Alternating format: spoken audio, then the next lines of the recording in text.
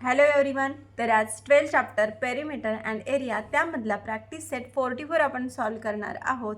तर practice set start करण्यापूर्वी इथे काही फॉर्म्युले आहेत महत्त्वाचे. हे फॉर्म्युले लर्न तुम्ही केले की तुम्हाला हा प्रॅक्टिस सेट अगदी सोपा वाटून जाईल. If the length and breadth of a rectangle are double, how many times the perimeter of the old rectangle will that of the new rectangle be. तर इथे आपल्याला तर इथे बा आपण एक रफ फिगर काढूया, त्यावरून आपल्याला कळेल. हा इथे आपण रफ फिगर काढलेली आहे. तर इथे एक ओल्ड रेक्टँगल आपल्याला दिलेला आहे आणि न्यू रेक्टँगल दिलेला आहे आणि त्याची लेंथ आणि ब्रीथ आपल्याला दिलेली आहे. लेंथ ठीक आहे आणि ब्रीथ, तर ती ब्रीथ जी आहे न्यू रेक्टँगलची ओल्ड रेक्टँगलच्या डबल आहे असं आपल्याला क्वेश्चनमध्ये सांगितलेलं आहे. डबल म्हणजेच काय, ही एल आहे तर ही किती होणार, डबल म्हणजे 2L. त्यानंतर ब्रीथसुद्धा किती, याची किती आहे बी ओल्ड रेक्टँगलची, न्यू रेक्टँगलची किती होणार 2P. आणि आता आपल्याला ह्याची पेरिमीटर काढायची आहे ओल्ड रेक्टँगलची आणि न्यू रेक्टँगलची पेरिमीटर काढायची आहे आणि ती ओल्ड रेक्टँगलच्या किती पट आहे किंवा किती आहे ते आपल्याला सांगायचं आहे. तर चला इथे राईट करूया आपण. Let length and breadth of a old rectangle be L and B. Perimeter of old रेक्टँगलची perimeter 2 bracket L plus B आणि आपण याला इक्वेशन 1 म्हणूया. त्यानंतर let the length and breadth of a new rectangle. आता ही इथे आपण ओल्ड रेक्टँगलची काढली, आता न्यू रेक्टँगलची त्याची लेंथ किती होणार 2L अँड 2B. त्यानंतर पेरिमीटर ऑफ न्यू रेक्टँगल. आता न्यू रेक्टँगलचं पेरिमीटर आपण काढणार आहे इथे 2 आणि ब्रॅकेट त्याची लेंथ किती आहे 2L आणि प्लस ब्रीथ किती आहे 2B. ठीक आहे. आता आपल्याला काय करायचं आहे, इथे 2 आहे, इथे ब्रॅकेटमध्ये पहा 2L अँड 2B आहे. हा बी 2 जो आहे तो काय कॉमन आहे, तो आपण ब्रॅकेटच्या बाहेर घेतला. तर ब्रॅकेटमध्ये काय राहिलं, लेंथ प्लस ब्रीथ राहिलेला आहे आणि याला आपण इक्वेशन 2 म्हणूया. तर इथे बघा इथे किती झाले, हे 2 आणि इथे 2. आता हा पहिला रेक्टँगल आहे फर्स्टवाला, ज्याला की आपण ओल्ड रेक्टँगल म्हटलं होतं, त्याची किती आहे लेंथ, त्याची किती पेरिमीटर काढलेली आपण 2 ब्रॅकेट एल प्लस बी आणि ही ह्याची किती आली आहे 2L प्लस बी मल्टिप्लाय 2 म्हणजे किती 2 पट जास्त आली, म्हणजे काय डबल आली आहे. तर हेच आपल्याला प्रूव्ह करायचं. From equation 1 and 2 we can conclude that perimeter of a new rectangle. तर न्यू रेक्टँगलची जी पेरिमीटर आहे will be double the perimeter of old rectangle. तर the side of a square is a triple, how many time the perimeter of the first square will that of the new square be. तर इथे सांगितलं आहे एक square आहे, ठीक आहे, एक स्क्वेअर आहे फर्स्ट स्क्वेअर आणि त्याचे सांगितलं आहे if the side of a square is a triple, how many time the perimeter of the first square. हा फर्स्ट स्क्वेअर आहे आणि त्याच्या ट्रिपल साईड असणारा एक दुसरा स्क्वेअर घेतला, न्यू स्क्वेअर म्हणा त्याला, ठीक आहे. तर त्याची पेरिमीटर किती असेल ते आपल्याला विचारले. जो फर्स्ट स्क्वेअर आहे त्याची न्यू स्क्वेअरची पेरिमीटर किती असेल ते आपल्याला विचारलेलं आहे. तर ह्याची जे लेंथ आहे स्क्वेअरची, आपण ती फर्स्टवाल्याची किती घेतली, फर्स्ट स्क्वेअरची वे, तर ह्याची किती होणार आहे 3A होणार आहे. ठीक आहे. तर आता दोघांची पेरिमीटर आपण काढूया. इथे बघा आता की let the side of a first स्क्वेअरची साईड किती आहे A आहे, ठीक आहे. त्यानंतर पेरिमीटर ऑफ अ फर्स्ट स्क्वेअरची आपण काय काढतो आता पेरिमीटर काढतोय. तर पेरिमीटरचा फॉर्म्युला स्क्वेअरचा काय 4A, ठीक आहे. 4 मल्टिप्लाय A म्हणजेच काय 4A, ठीक आहे. तर आता side of a new square, आपण न्यू स्क्वेअरची साईड किती आहे 3A. तर पेरिमीटर किती होणार त्याची, perimeter of a new square is equal to 4 multiply 3A. एक साईड किती आहे 3A आणि आपण किती वेळा घेणार ती 4 टाईम घेणार, म्हणून 4 मल्टिप्लाय 3A, ठीक आहे. तर आता आपल्याला 3 टाईम दाखवायची आहे, मग इथे काय होणार पहा 4 मल्टिप्लाय 3 मल्टिप्लाय A. हा 4 मल्टिप्लाय 3 मल्टिप्लाय A असं लिहिलं तरीही चालतं आहे. तर मग आपण इथे 3 हा इथे लिहिला आणि इकडे लिहिला तरी काही होत नाही आहे, म्हणजे फरक काही पडत नाही आहे. तर perimeter of a new square is equal to 3 multiply perimeter of a first square, म्हणजे 3 पेरिमीटर ऑफ अ फर्स्ट स्क्वेअरपेक्षा किती पट आहे 3 पट आहे न्यू स्क्वेअर.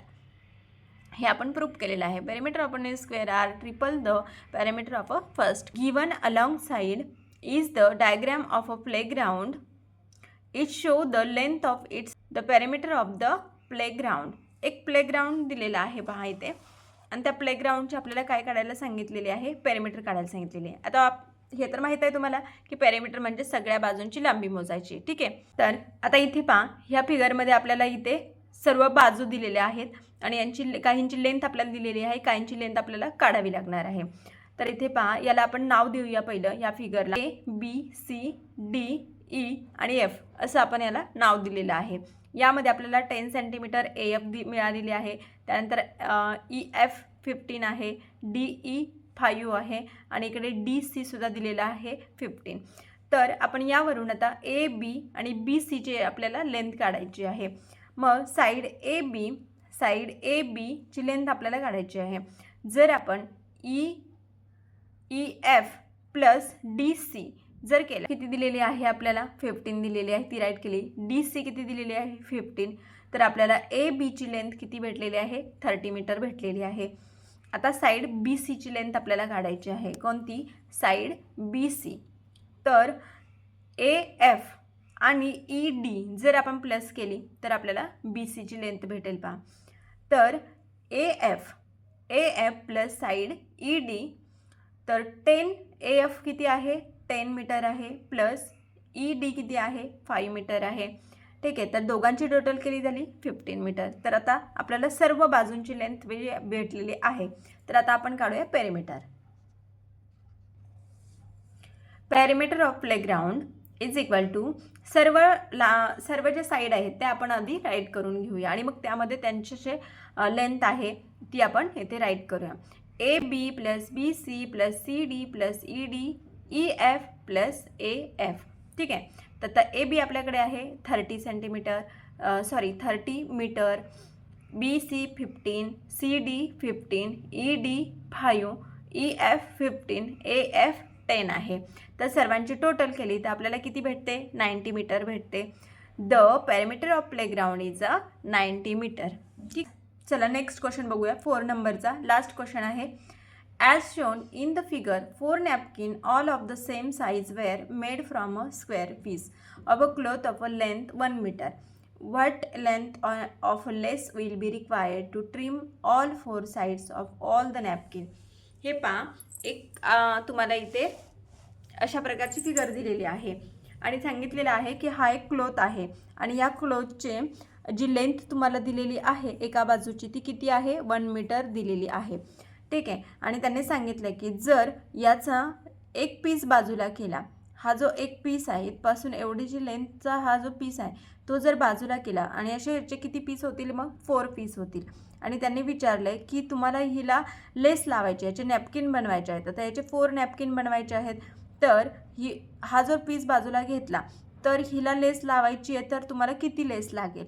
जर आपण एका नॅपकिनची जर लेस काढली तर आपल्याला 4 याची सुद्धा काढता येईल. ठीक आहे, तर आपण पहिले काय करूया, एका पीसची लेंथ काढूया. जर हा एक पीस आपण साईडला घेतला, याचा एक पीस साईडला घेतला तर हे पहा इथे पूर्ण लेंथ किती आहे याची 1 मीटर आहे.